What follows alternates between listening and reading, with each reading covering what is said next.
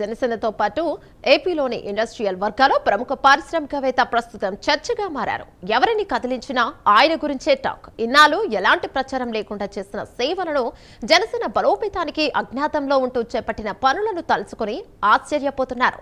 రాజ్యసభ అభ్యర్థి ఎంపికలో జనసేన అధినేత డిప్యూటీ సీఎం పవన్ కళ్యాణ్ పరిశీలనలో సదరు పారిశ్రామికవేత్త పేరు ఉన్నట్టు తెలుసుకుని సంతోషపడుతున్నారు. ఇంతకీ ఎవరా పారిశ్రామికవేత్త?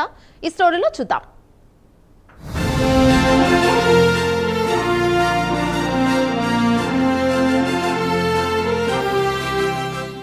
పేరుకు పెద్ద పారిశ్రామికవేత్త, మనసు మాత్రం వెన్న. పేదలకు కష్టమొస్తే తట్టుకోలేరు, సాయం చేయడానికి వెనుకాడరు. జనసేన వర్గాలను ఆశ్చర్యపరుస్తున్న సేవా నిరతి, పెద్ద మనసు. ఈయనే మనం చెప్పుకునే ప్రముఖ పారిశ్రామికవేత్త బండారు నరసింహారావు. అంతర్జాతీయ గుర్తింపు సాధించిన ఇండస్ట్రియలిస్టు.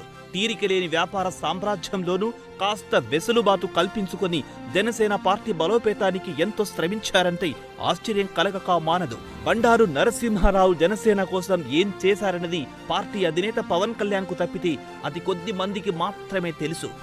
ఏనాడు గుర్తింపు ఆశించని పెద్ద మనిషి ఓ పారిశ్రామికవేత్తగా దేశ విదేశాల్లో గుర్తింపు పొందిన మన దేశ రాజధాని ఢిల్లీ స్థాయిలో ప్రధాని మోదీ నుంచి అనేక మంది ప్రముఖులతో పరిచయాలు ఉన్నా వాటిని చూసి గర్వపడలేదు.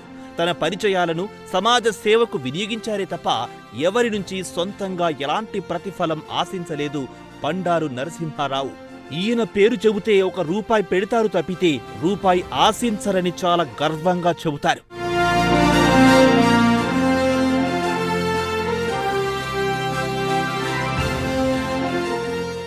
జనసేన పార్టీ పెట్టినప్పటి నుంచి పవన్ కళ్యాణ్తోనే ఉన్నారు బండారు నరసింహారావు. ఎలాంటి వివాదాలు లేవు, ఆరోపణలకు దూరం, నీతికి నిజాయితీకి ప్రతిరూపంగా చెప్పుకుంటారు బండారు నరసింహారావును దగ్గరుంచి చూసిన వాళ్ళు.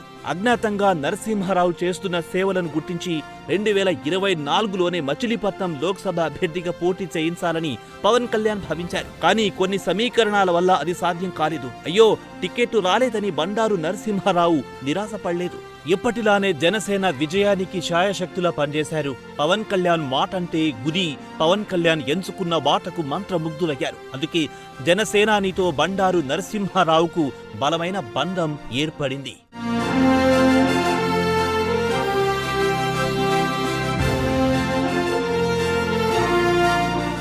తాజాగా ఆంధ్రప్రదేశ్లో 4 రాజ్యసభ సీట్లకు జరుగుతున్న ఎన్నికల్లో ఒక సీటు జనసేనకు రాబోతోంది. ఆ సీటును బండారు నరసింహారావుకు పవన్ కళ్యాణ్ రిజర్వ్ చేసినట్టు చెబుతున్నారు.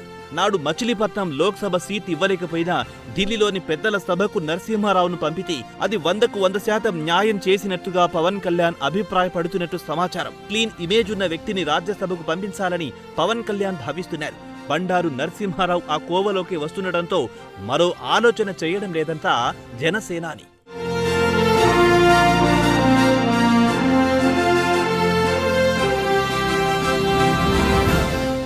ఆపన్నులను ఆదుకోవడంలో కూడా ముందుంటారు బండారు నరసింహారావు. ఆయన ప్రజల మనిషిగా భావిస్తారు సామాన్యులు. దీనికి కారణం మచిలీపట్నం లోక్సభ పరిధితో పాటు కృష్ణా, గుంటూరు జిల్లాలో నరసింహారావు చేపట్టిన సేవలే. అనేక మెడికల్ క్యాంపులు నిర్వహించారు, వాటర్ ప్లాంట్లు ఏర్పాటు చేయించారు, పేద విద్యార్థుల ఉన్నత చదువులకు సాయం చేశారు, గ్రామీణ ప్రాంతాల్లో మౌలిక వసతుల కల్పనకు ముందుకొచ్చారు. ఊరుకు ఉపయోగపడే పని అని ప్రజలు చెబితే చాలు, ఆ పని పూర్తి చేయడానికి ప్రత్యేక శ్రద్ధ కనపరచడం బండారు నరసింహారావుకి సాధ్యం.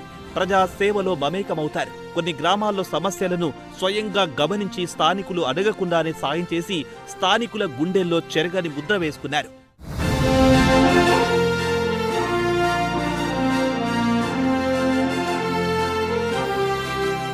రాజ్యసభ అభ్యర్థిగా పారిశ్రామికవేత్త బండారు నరసింహారావు పేరును పవన్ కళ్యాణ్ పరిశీలిస్తున్నారని తెలియగానే ఆయన శక్తి సామర్థ్యాలను తెలుసుకుని పార్టీ క్యాడర్ ఆశ్చర్యపోతోంది.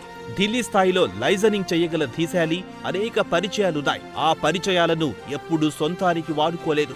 ఇప్పుడు జనసేన నుంచి రాజ్యసభకు పంపితే ఆ పరిచయాలు ఆంధ్రప్రదేశ్ అభివృద్ధికి దన్నుగా ఉంటాయని అభిప్రాయపడుతున్నారు.